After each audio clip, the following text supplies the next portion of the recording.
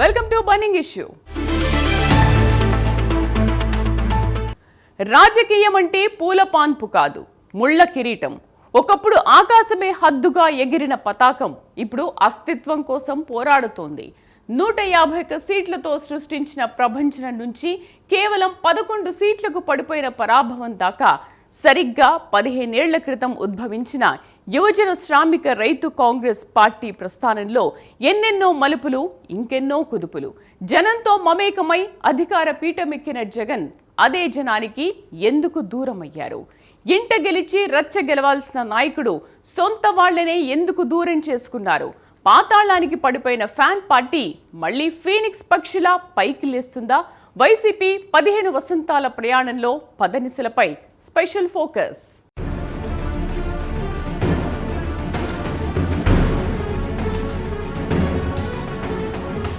రాజకీయ ప్రస్థానం అనేది ఏనాడూ వడ్డించిన విస్తరి కాదు. అదొక నిరంతర ఘర్షణ. కష్టాల కడలి నుంచి అధికార శిఖరాల దాకా సాగే ఈ సుదీర్ఘ ప్రయాణంలో ఎన్నో అనూహ్య మలుపులు, ఇంకెన్నో ఉత్కంఠభరిత మజిలీలు ఉంటాయి. అధికార సోపానంలో ఎదురయ్యే సుఖాలతో పాటు అడుగడుగునా వెంటాడే కష్టాలు, ఒక్కోసారి కోరి తెచ్చుకునే అవస్థలు ఏ రాజకీయ పార్టీకైనా సహజంగానే ఎదురవుతూ ఉంటాయి. సరిగ్గా ఇలాంటి విభిన్న వాతావరణం నడుమ ఏపీ రాజకీయ నింగిలో ఓ తోకచుక్కలా ఉద్భవించిన యువజన శ్రామిక రైతు కాంగ్రెస్ పార్టీ నేటి మార్చి 12 నాటికి 15వ వసంతం పూర్తి చేసుకుని 16వ పడిలోకి అడుగుపెట్టింది. గడిచిన కాలం తిరిగి రాకపోయినా ఈ 15 ఏళ్ల కాలచక్రంలో ఆ పార్టీ లిఖించిన ఘనచరిత్ర, మూటగట్టుకున్న పరాభవాలు రాష్ట్ర రాజకీయ ముఖచిత్రంపై ఎప్పటికీ సజీవ సాక్ష్యాలుగా నిలిచిపోతాయి. ఈ నేపథ్యంలో ఆ పార్టీ ప్రస్థానంలో పదనిసలు ఎలా సాగాయో ఓసారి లోతుగా పరిశీలిద్దాం.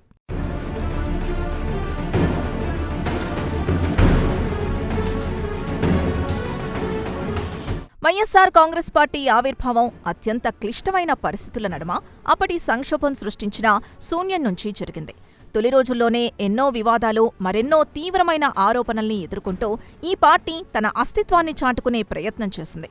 దివంగత నేత వైఎస్ రాజశేఖరరెడ్డి అకాల మరణం తర్వాత ఫ్యాన్ గుర్తు రథసారథిగా వైఎస్ జగన్మోహన్ రెడ్డి ఈ రాజకీయ ప్రస్థానానికి బలమైన బీజం వేశారు.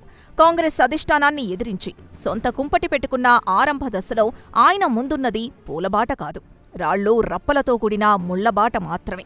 ఎన్నెన్నో దారుణమైన అవహేళనలు, ఆర్థికపరమైన రాజకీయ కేసులు, కోర్టుల చుట్టూ ప్రదక్షిణలు, జైలు జీవితం, ఇలా ఆరంభ దశలో తీపి గుర్తుల కన్నా ఆయన ఎదుర్కొన్న చేదు అనుభవాలు మాయని మచ్చలే అత్యధికం.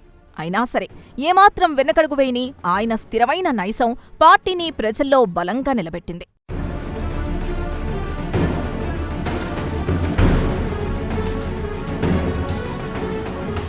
అడుగడుగునా ఎదురైన అవరోధాల్ని దాటుకుంటూ అధికారమే పరమావధిగా అలుపెరగని పోరాటం చేశారు వైఎస్ జగన్. ప్రజల మధ్య ఉండటమే ఏకైక మార్గంగా భావించి కాలిబాటను ఎంచుకొని సుదీర్ఘ పాదయాత్రకు శ్రీకారం చుట్టారు. ఎండనక వాననక ఆయన సాగించిన ఆ ప్రజా సంకల్ప యాత్ర రాష్ట్ర రాజకీయాల్లోనే ఒక సంచలనంగా మారింది. ఆ తిరుగులేని నిర్ణయమే ప్రజల గుండెల్లో ఆయనకు సుస్థిరమైన స్థానాన్ని సాధించి పెట్టింది. నాటి అధికార పక్షంపై ప్రజల్లో ఉన్న అసంతృప్తిని తన పాదయాత్ర ద్వారా సమర్థవంతంగా ఒడిసి పట్టుకోవడంలో జగన్ 100% సఫలీకృతులయ్యారు. కష్టే ఫలి అన్న సామెతను అక్షర సత్యం చేస్తూ ఆయన చిందించిన ప్రతి స్వేద బిందువు చివరకు అఖండ విజయంగా రూపాంతరం చెందింది. ఈ సుదీర్ఘ కాలిబాట ప్రయాణం వైసీపీకి ఒక బలమైన పునాదిని నిర్మించి రాష్ట్ర వ్యాప్తంగా పార్టీకి తిరుగులేని సైన్యాన్ని, ప్రజా బలాన్ని బహుమతిగా అందించింది.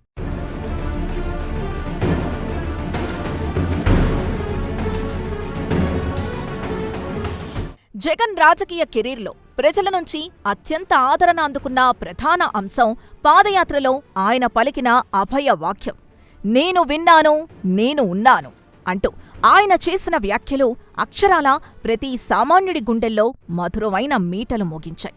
పేదవాడి కష్టాలకు ఈ యువనేత ఖచ్చితంగా పరిష్కారం చూపుతాడన్న నమ్మకం జనం మదిలో బలంగా నాటుకుపోయింది. దీనికి తోడు నవరత్నాలు అనే ఆకర్షణీయమైన పేరుతో సంక్షేమ పథకాల్ని ప్రకటించి ఎన్నికల బరిలో ఆశల పల్లకిని పరుగులు పెట్టించారు. ఫలితంగా 2019 సార్వత్రిక ఎన్నికల్లో ఏపీ రాజకీయ చరిత్రలోనే కనీవిని ఎరుగని రీతిలో 151 అసెంబ్లీ స్థానాలతో వైసీపీ అఖండ మెజారిటీని సాధించింది. ఆ అందలం అనే మహా అధికారాన్ని రికార్డు స్థాయిలో అందుకొని యావత్ దేశ రాజకీయాల్లో ఒక సరికొత్త ప్రపంచనం సృష్టించారు. తిరుగులేని ప్రజాభిమానాన్ని సొంతం చేసుకొని ముఖ్యమంత్రి పీఠాన్ని అత్యంత వైభవంగా అధిరోహించారు.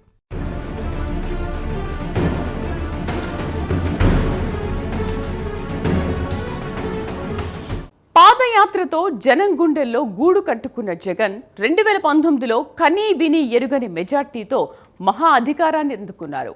కానీ ఆ బ్రహ్మాస్త్రమే బూమరంగ్లా ఎందుకు మారింది? అఖండ విజయమే అహంకారానికి దారితీసిందా? సత్సంకల్పంతో మొదలైన వ్యవస్థలు వైసీపీ పాలిట శాపంగా ఎలా మారాయో ఇప్పుడు చూద్దాం.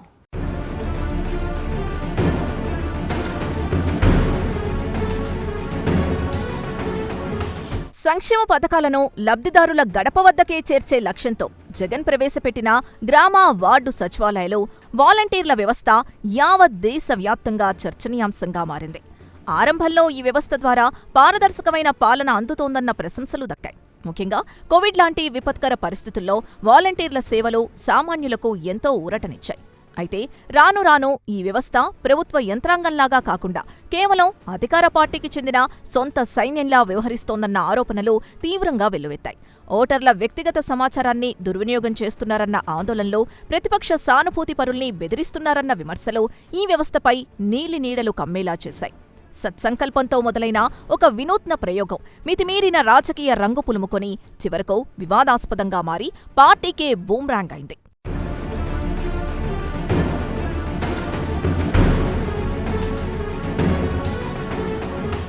సీఎం పీఠం అధిరోహించిన ఆ శుభతరుణమే ఆ పార్టీ భవిష్యత్తును నిర్ణయించే కీలక దశగా మారింది. అఖండ మెజారిటీ ఇచ్చిన భరోసానో లేక ఎదురులేదన్న అహంకారమో కాని ఇక్కడే ముఖ్యమంత్రి హోదాలో జగన్ వేసిన తప్పటడుగులు ఆయన రాజకీయ భవిష్యత్తుకు వెలకట్టలేని చెక్ పెట్టేలా మారాయి. సుదీర్ఘ రాజకీయ ప్రస్థానంలో ఏ నాయకుడైనా తీసుకోవాల్సిన కనీస మెలకువల్ని, సమతుల్య ఆలోచనా సరళిని తప్పుదోవ పట్టించేలా ఆయన తీసుకున్న కొన్ని కఠిన నిర్ణయాలు ఆకాశంలో సగర్వంగా నిలబెట్టిన ఆ అభేద్యమైన అధికార కోటను మెల్లగా బద్దలు కొట్టేలా చేశాయి. అధికారం చేతిలో ఉంటే దేన్నైనా సాధించవచ్చు, మనం ఏం చేసినా చట్టపరంగా, సామాజికంగా చెల్లుబాటు అవుతుంది అన్న ఒకే ఒక్క గుడ్డి నమ్మకమే ఈ పతనానికి అసలు కారణంగా మారింది. ప్రజలు ఇచ్చిన బ్రహ్మాస్త్రంలాంటి అధికారాన్ని బాధ్యతగా కాకుండా ఆధిపత్యంగా భావించడమే అతిపెద్ద చారిత్రక తప్పిదంగా మిగిలిపోయింది.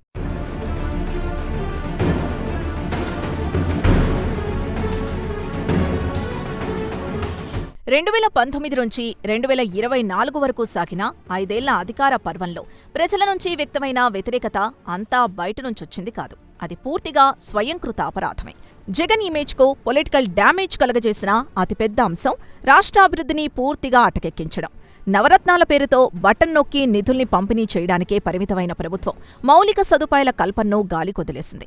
పారిశ్రామిక పెట్టుబడులపై ఆశించిన మేర దృష్టి సారించలేకపోయారు. కనీసం రోడ్ల గుంతలు పూడ్చే పరిస్థితి లేకపోవడంతో సామాన్యుల్లో తీవ్ర అసంతృప్తి రగిలింది. యువతకు ఉపాధి అవకాశాలు సన్నగిల్లడం, ఆదాయ మార్గాల్ని అన్వేషించకుండా కేవలం అప్పులపైనే ఆధారపడి రాష్ట్రాన్ని నెట్టుకురావడం విద్యావంతుల్లో ఆందోళన రేకెత్తించింది. సంక్షేమం ఎంత ముఖ్యమో ఒక రాష్ట్ర మనుగడకు అభివృద్ధి కూడా అంతే కీలకమన్న వాస్తవాన్ని అంగీకరించకపోవడమే పతనానికి మూల కారణం.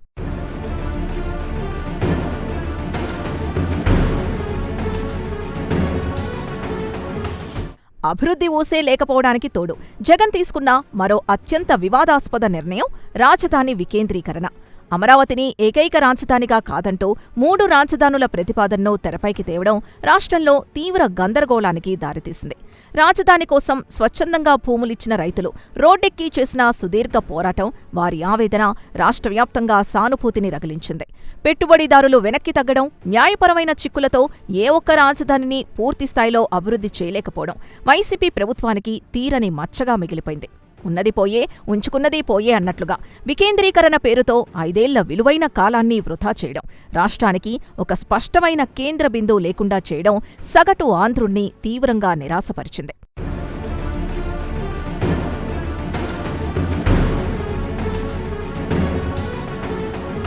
పాలనాపరమైన వైఫల్యాలకు తోడు రాజకీయ ప్రత్యర్థుల్ని అణిచివేయాలన్న ఏకైక లక్ష్యంతో తన సేనకు ఫుల్ పవర్స్ ఇచ్చారు వైఎస్ జగన్. ఇదే చివరకు పార్టీ కొంపముంచింది. కీలక అనుచరులుగా గుర్తింపు పొందిన కొడాలి నాని, పేర్ని నాని, అంబటి రాంబాబు, రోజా వంటి నేతల నోటికి అధిష్టానం తాళం వేయలేకపోయింది. నోరు మంచిదైతే ఊరు మంచిదవుతుంది అన్న సామెతను మర్చిపోయి ప్రతిపక్ష నేతల్ని ఇష్టానుసారంగా దూషించడమే లక్ష్యంగా వీరు చెలరేగిపోయారు.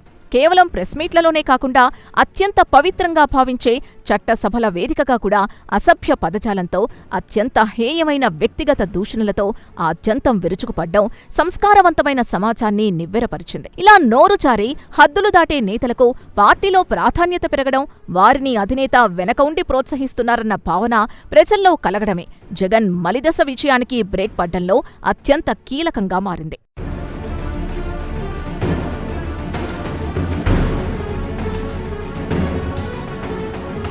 ప్రతిపక్షాల్ని మానసికంగా దెబ్బతీయాలన్న వ్యూహంతో వైసీపీ నేతలు ప్రయోగించిన ఈ బూతుల పర్వం వాస్తవానికి వారికే తిరిగి శాపంగా పరిణమించింది. నాయకులు వాడే భాష, వారి హావభావాలు, అధికార గర్వంతో వారు చేసిన వ్యాఖ్యలు క్రమక్రమంగా మధ్యతరగతి విద్యావంతుల్ని, మహిళల్ని, తటస్థ ఓటర్లను పార్టీకి పూర్తిగా దూరం చేసేలా చేశాయి. రాజకీయాల్లో విమర్శలు, ప్రతివిమర్శలు సహజమే అయినప్పటికీ ఆ విమర్శలు హుందాగా ఉండాలన్న కనీస నిబంధనను ఈ నేతలు గాలికొదిలేశారు. అసభ్య పదజాలాన్ని ఒక ఆయుధంగా వాడుకున్న తీరు ఏమాత్రం సత్ఫలితాలను ఇవ్వలేదు సరికదా, ప్రజాస్వామ్యవాదుల్లో తీవ్ర అసహనాన్ని పెంచింది. అధినేత ఈ తీరును ఖండించకపోవడం, కనీసం మందలించకపోవడం వల్ల ఆ బూతుల పాపమంతా నేరుగా జగన్ ఖాతాల్లోనే జమైంది.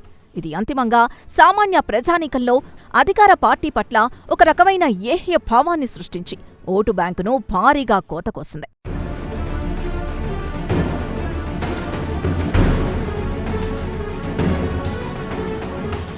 సంక్షేమం పేరుతో బటన్ నొక్కిన నాయకుడు అభివృద్ధి బటన్ను ఎందుకు మర్చిపోయారు? నోరు పారేసుకునే నేతలకు పగ్గాలు వేయకపోవడమే వైసీపీ కొంపముంచిందా? పచ్చగడ్డి వేస్తే భగ్గుమనే రాజకీయ ప్రత్యర్థులను ఏకం చేసేలా జగన్ చేసిన వ్యూహాత్మక తప్పిదాలు ఎలాంటి డ్యామేజ్ చేశాయో చూద్దాం.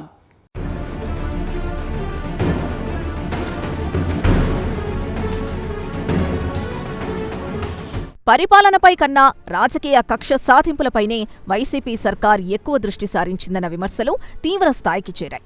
ముఖ్యంగా ప్రధాన ప్రతిపక్ష నేత చంద్రబాబు నాయుడిని జైలుకు పంపించడం ద్వారా సాధించిన రాజకీయ పైచేయి కన్నా అది ప్రతిపక్షాల ఐక్యతకు పరోక్షంగా వేసిన బలమైన పునాదిగా చరిత్రలో నిలిచిపోయింది.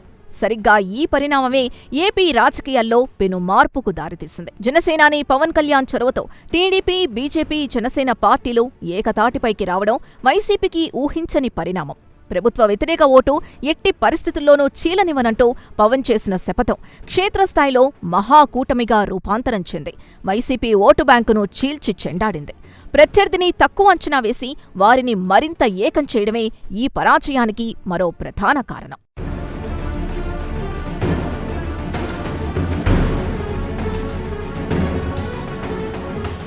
మరోవైపు జగన్ 5 ఏళ్ల పాలనలో ముఖ్యమంత్రి కార్యాలయం చుట్టూ అల్లుకున్న ఇనుప కంచె, పరదాలమాటున సాగిన పవర్ ప్రయాణం వైసీపీ పునాదుల్ని మరింతగా కదిలించాయి. ఎంతో కష్టపడి పార్టీని అధికారంలోకి తెచ్చిన కింది స్థాయి నాయకుల్ని, సామాన్య కార్యకర్తల్ని పట్టించుకోవడంలో అధిష్టానం వ్యవహరించిన తీరు దారుణం. వారిని కనీసం కలవడానికి కూడా ఇష్టపడని తేలికపాటి నిర్లక్ష్యమే జగన్కు రెండోసారి అధికారం దూరం కావడానికి ప్రధాన కారణమని నేడు సొంత నేతలే బాహాటంగా వాపోతున్నారు. క్షేత్రస్థాయిలో క్యాడర్లో ఏం జరుగుతోంది, ప్రజల్లో ప్రభుత్వంపై ఎలాంటి అభిప్రాయం ఉందనే వాస్తవాల్ని అధినేతకు నేరుగా చెప్పే పరిస్థితి ఏ ఒక్క నాయకుడికి లేకుండా పోయింది. చుట్టూ ఉన్న కోటరీ చెప్పిందే వేదం, చూపించిందే వాస్తవం అన్న చందంగా వ్యవస్థలు నడవడం వల్ల గ్రౌండ్ రియాలిటీకి ముఖ్యమంత్రి పూర్తిగా దూరమయ్యారు. ఈ అంతరమే అంతిమంగా పరాజయానికి బాటలు వేసింది.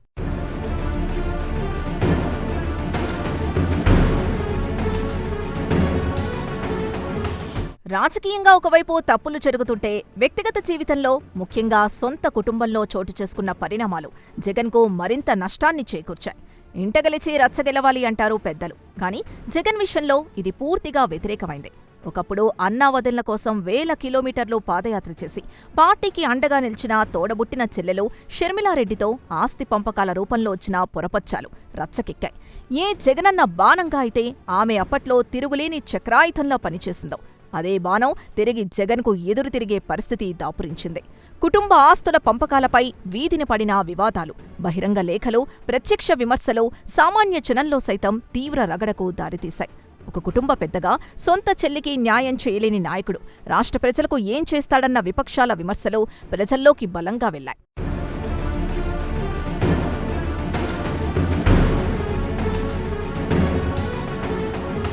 చెల్లి షర్మిలతో విభేదాలు ఒకెత్తైతే, ఏ తల్లైతే జగన్ కష్టకాలంలో జైలు పాలైనప్పుడు పార్టీ భారాన్నంతా తన భుజాలపై వేసుకుని ముందుకు నడిపించిందో, ఆ విజయమ్మ సైతం కుమారుడికి దూరంగా ఉండటం రాష్ట్ర ప్రజల్ని తీవ్రంగా కలిచివేసింది. కుటుంబంలో చెలరేగిన ఆస్తుల చిచ్చులో తల్లి విజయమ్మ బహిరంగంగానే కుమార్తె షర్మిల పక్షాన నిలబట్టం, కుమారుడు జగన్కు నైతికంగా దూరంగా జరుగుతూ రావడం రాజకీయంగా అతిపెద్ద ఎదురుదెబ్బగా మారింది. తన తండ్రి వైఎస్సార్ ఆశయ సాధన కోసమే పార్టీ పెట్టానని చెప్పుకునే జగన్, అదే తండ్రికి ప్రాణ సమానమైన భార్యను, కూతుర్ని వదిలేశారన్న భావన ప్రజల్లో నాటుకుపోయింది. ఈ కుటుంబ కలహాల సెగలు జగన్ విశ్వసనీయతపై తీవ్ర ప్రభావం చూపాయన్న విమర్శలు ఎన్నికల సమయంలో ఆయన్ను అడుగడుగునా వెంటాడాయి. సొంత రక్తం పంచుకున్న వారే దూరమైన వేళ ఆ మానసిక క్షోభ జగన్ పరాజయానికి మరో ప్రధాన కారణమైంది.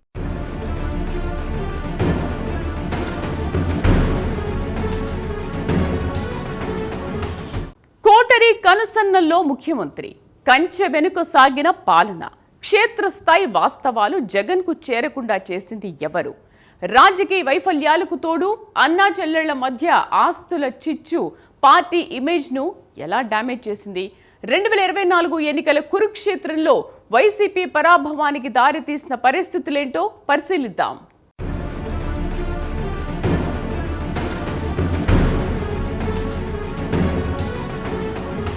ఒంటరి పోరాటం చేస్తూ ఒకవైపు కుటుంబ సమస్యలు, మరోవైపు రాజకీయ వైఫల్యాల నడుమ 2024 ఎన్నికల కురుక్షేత్రంలోకి అడుగుపెట్టిన వైసీపీకి ఘోర పరాభవం ఎదురైంది. కష్టాలు ఎవరికైనా చెప్పిరావు, కానీ జగన్ లాంటి బలమైన నేతకు ఆ కష్టాలు స్వయంగా కోరి తెచ్చుకున్నవి మాత్రమే కావడం విషాదకరం. చేతులు కాలేక ఆకులు పట్టుకున్నట్లు అన్న చందంగా ఎన్నికల ఫలితాలు వెలువడిన తర్వాత మాత్రమే తాము ఎక్కడ తప్పు చేశామన్నది ఆ పార్టీ నాయకత్వానికి బోధపడింది. 151 సీట్లతో అజేయంగా నిలిచిన పార్టీ కేవలం 5 ఏళ్ల వ్యవధిలో ప్రతిపక్ష హోదాను కూడా దక్కించుకోలేనంత దయనీయ స్థితికి దిగజారిపోయి కేవలం 11 సీట్లకు పరిమితం కావడం దేశ రాజకీయ వర్గాల్నే ఆశ్చర్యపరిచింది. ఇది కేవలం ప్రతిపక్షాల ఐక్యత సాధించిన విజయం మాత్రమే కాదు, అహంకారపూరిత నిర్ణయాలతో అభివృద్ధిని విస్మరించి జగన్ స్వయంగా చేజేతులా చేసుకున్న రాజకీయ ఆత్మహత్యగా నిలిచిపోయింది.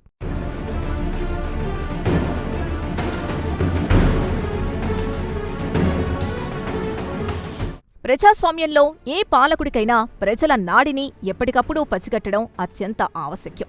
కానీ వైసీపీ అధినాయకత్వం ఈ విషయంలో ఘోరంగా విఫలమైందన్నది నిర్వివాదాంశం.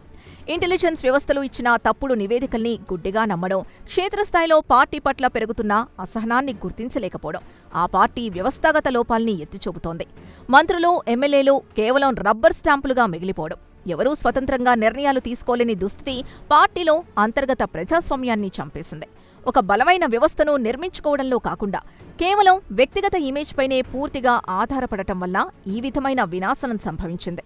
ప్రజలెప్పుడూ అభివృద్ధిని, శాంతి భద్రతల్ని కోరుకుంటారు, కానీ అరాచకత్వాన్ని ఎట్టి పరిస్థితుల్లోనూ సహించరన్న చేదు నిజాన్ని ఈ చారిత్రక ఓటమి వైసీపీకి అత్యంత కఠినంగా నేర్పించింది.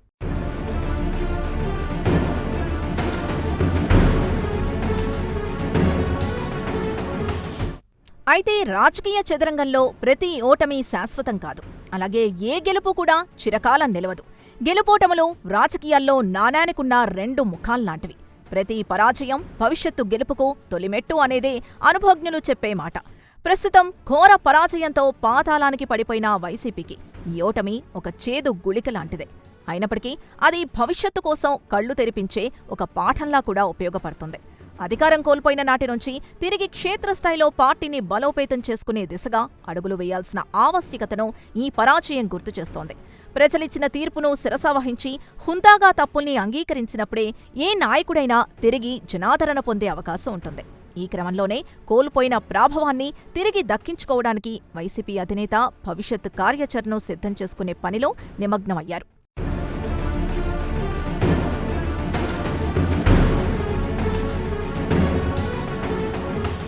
కాలచక్రం ఆగదు, రాజకీయ ప్రయాణమూ ముగియదు. 2024 చేదు అనుభవాల్ని పక్కకు పెట్టి 2029లో తిరిగి అధికార పీఠాన్ని దక్కించుకోవాలన్న ఆశతో జగన్మోహన్ రెడ్డి వ్యూహరచన చేస్తున్నారు. తనను ముఖ్యమంత్రి పీఠంపై కూర్చోబెట్టిన అత్యంత శక్తివంతమైన అస్త్రం పాదయాత్రనే మరోసారి ప్రయోగించేందుకు ఆయన సన్నద్ధమవుతున్నారు. ప్రజల మధ్యకు నేరుగా వెళ్లి వాళ్ల కష్టసుఖాల్లో పాలు పంచుకొని తద్వారా పోగొట్టుకున్న అధికారాన్ని, అస్తిత్వాన్ని చేజిక్కించుకోవాలన్న ఆయన కోరికలో ఇలాంటి తప్పూ లేదు.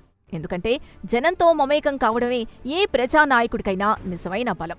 గతంలో ఏ విధంగా అయితే ముళ్లబాటను ఎంచుకొని సక్సెస్ అయ్యారో అదే ఫార్ములాని తిరిగి అమలు చేయాలని చూస్తున్నారు. తన పాత సైన్యాన్ని మేల్కొల్పి క్యాడర్లో నూతనోత్సాహాన్ని నింపి వచ్చే 5 ఏళ్ల పాటు ప్రభుత్వ వైఫల్యాలపై నిరంతర పోరాటం చేయాలన్న దిశగా ఆయన అడుగులు పడుతున్నాయి.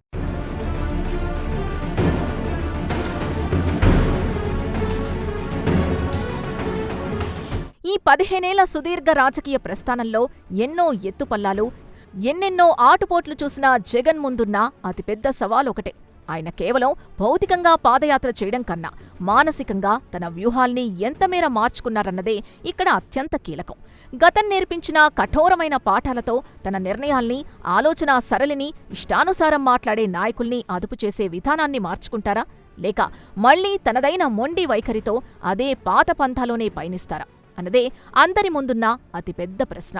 ప్రజలు సహజంగా తప్పుల్ని క్షమిస్తారు కానీ అహంకారంతో అదే తప్పులను పునరావృతం చేస్తే మాత్రం శాశ్వతంగా రాజకీయాలకు దూరంగా పెడతారు.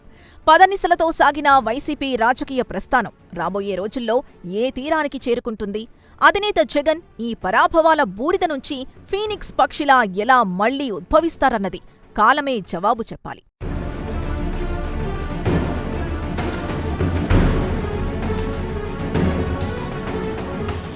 కాలం ఎప్పుడూ ఒకేలా ఉండదు. రాజకీయాల్లో శాశ్వత మిత్రులు, శాశ్వత శత్రువులు ఉండరు. అలాగే గెలుపోటములు కూడా. 2019 ఘన విజయం జగన్కు అధికారాన్ని ఇస్తే 2024 ఘోర పరాజయం ఒక చెరగని గుణపాఠాన్ని నేర్పింది. పాదయాత్రతో మళ్లీ జనం వద్దకు వెళ్లాలనుకోవడం మంచిదే, కానీ పాత తప్పులను దిద్దుకుని అహంకారాన్ని వీడితేనే జనం మళ్లీ హక్కును చేర్చుకుంటారు. మార్పు మాటల్లో కాదు, చేతల్లో చూపించినప్పుడే ఫీనిక్స్ పక్షిలా వైసీపీ మళ్లీ ప్రాణం పోసుకుంటుంది. మరి జగన్ వ్యూహాలు ఎంతవరకు ఫలిస్తాయన్నది కాలమే సమాధానం చెప్పాలి.